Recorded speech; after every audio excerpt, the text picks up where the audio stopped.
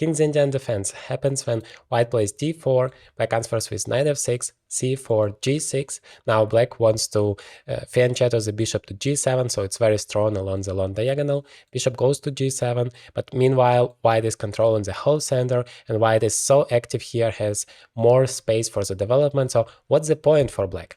Well, black has no piece or no pawn further than the 6th rank, but the idea is to attack the center afterwards, to make the castles first, make sure that the king is safe, for example, knight f3, short castles, and then start attacking it whether with e5 or with c5. And once the center is closed, so what usually happens is black plays e5 and then knight goes to e7, then the center is closed, and now black is ready to attack here on the king side, and basically the idea is to give it checkmate.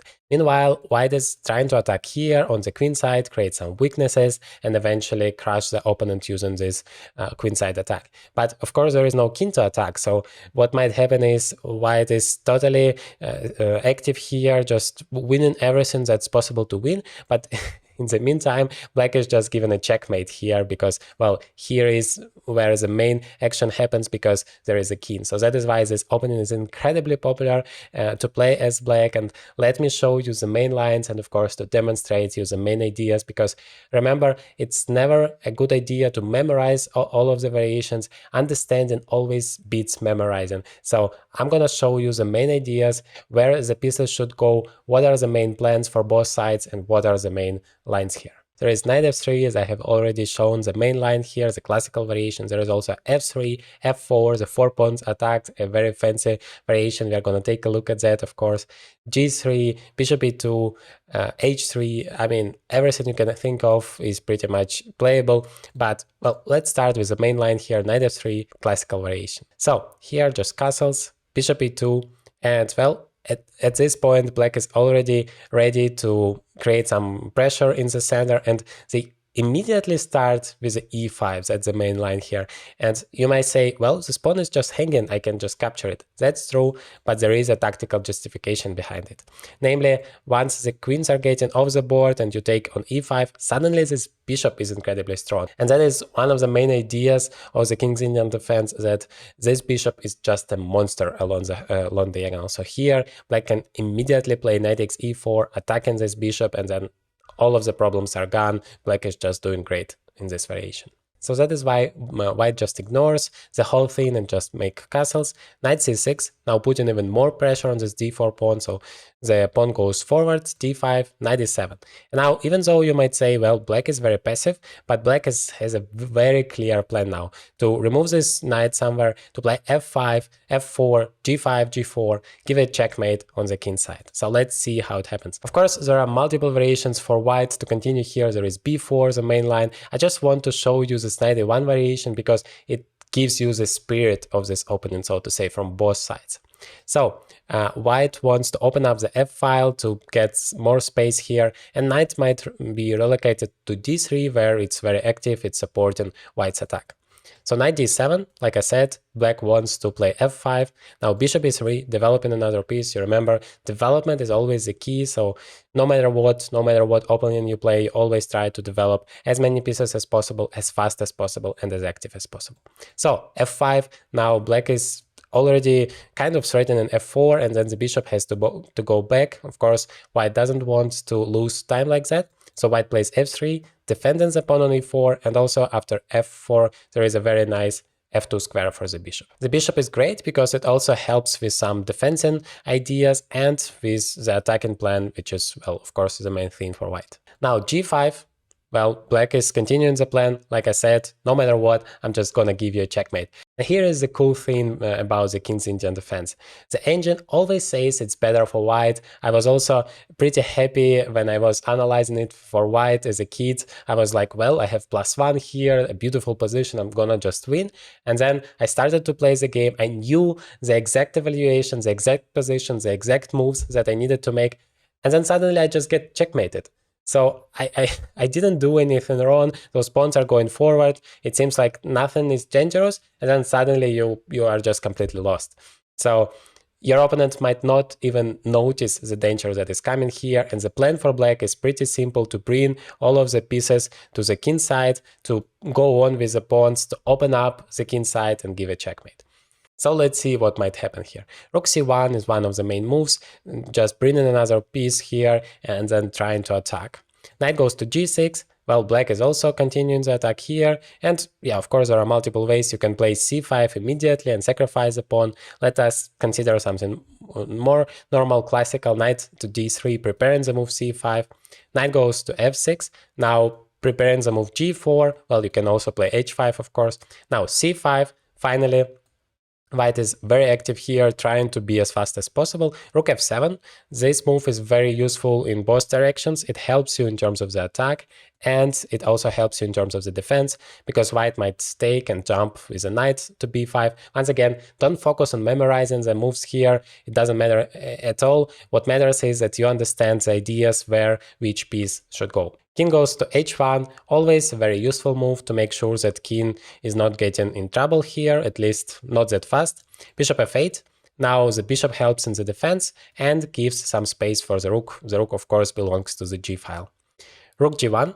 Well, white is trying to stop black's counterplay, so it's not always about just ignoring your opponent's plans and doing what you want to do. It's also about trying to make it more difficult for your opponent to create some counterplay. Rook goes to g7 and now b4. So white is trying to be active here, black is trying to be active here.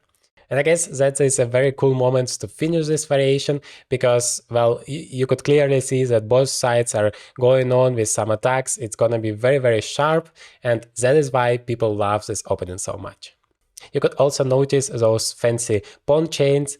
And that is, by the way, always a very good sign, like where you should play. If you see your pawn chain is looking like that, it means you should try to continue it and you should attack on this side. If you see that your pawn chain is like that, then it means you should attack here and create some pressure. That is, yeah, like a tip for you to remember where your plan should be. Because if your pawn chain is like that and you're attacking here, it wouldn't be successful in most of the cases. So let us go back to the main position and take a look at other variations. Now that was knight f3. What else is there? There is f3, which is a Zemish variation, also very popular. Now castles, bishop goes to e3, c5. Well, there are multiple moves, of course. You can also play e5, but the problem with the same f5, f4 plan is that it might easily happen that there will not be a king there to attack. So you want to give a checkmate, you want white's king to be there, but it says, well, I just don't want to get checkmated. I'm going to go this side and attack all you want. There is nothing to attack there. And so, yeah, this opening is very, very tricky. And what usually happens is black understands that the idea is to go this side and immediately starts to create some pressure from this side to open up the position somehow. That's always the goal for black, to get some counterplay. Because remember, you can never stay passive. No matter what the opening is, you can never stay passive. You have to create some counterplay, some problems for your opponent, because otherwise he just will eventually come up with a good plan and crush you. So always try to create threats for your opponent. As always, there are multiple ways for both sides to continue. Knight g2 is a very logical and the main line here, developing another piece. Knight goes to c6. Now d5, trying to attack this knight, knight e5. In this variation, the center is not that close because there are still chances to attack it. Knight e5 is now attacking this pawn, so knight goes to g3. Now black is trying to stop white's initiative in the first place with the move h5, trying to be very active here, and at some point playing h4. And this pawn on g6 is great against this knight because it has no perspectives to go forward. Bishop goes to e2, and now immediately h4. The only square for the knight is to go to f1, and now e6. Black is trying to be as active. I mean, objectively, the position is always better for white, just remember that. But that is the opening that you don't really want to analyze with the engine, because it's literally not going to help you. You're not going to understand anything based on the engine evaluation. It says +1 here, but it has nothing to do with the objective evaluation from a practical point of view, from a human point of view.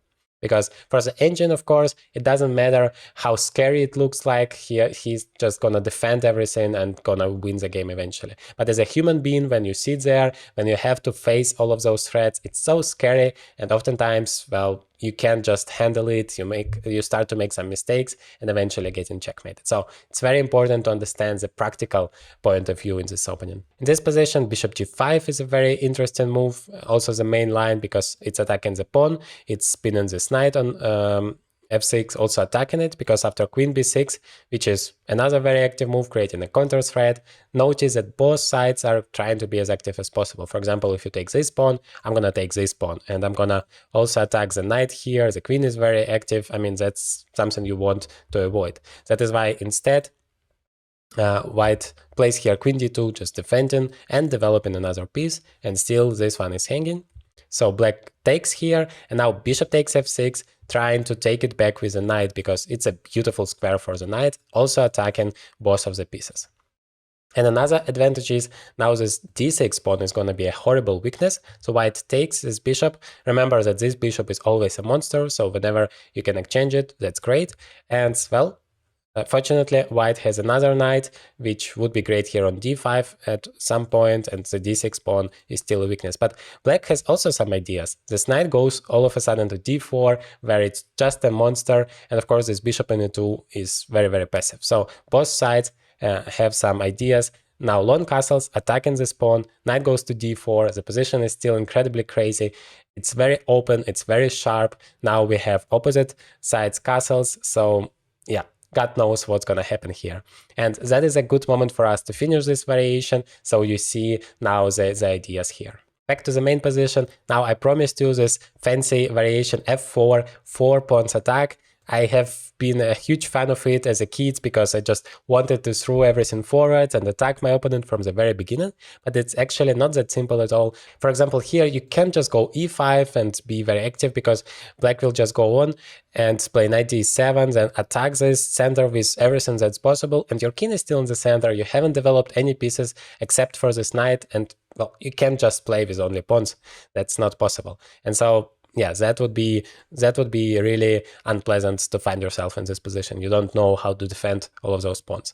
So what white is doing instead is trying to develop the pieces with knight f3. Now c5, like I said, the idea behind the King's Indian defense is always trying to attack the center. So c5 in this case, d5, e6, creating even more pressure, then opening up the e file and then playing rook e8. Now there are e5 and knight d2 main lines here. e5 is the most active here, just trying to attack immediately. What happens is takes knight g4. Now there are 3 attackers here and only 1 defender, so it's not possible to save the pawn. That is why white sacrifices the pawn with the move e6. But then after takes, of course, nobody takes back. That would just help black. Instead, d6 closing this file, and now this pawn is actually creating a problem for the rook. It's creating a problem for the bishop, and well, it's still an extra one. It's isolated, it's weak, but an extra pawn.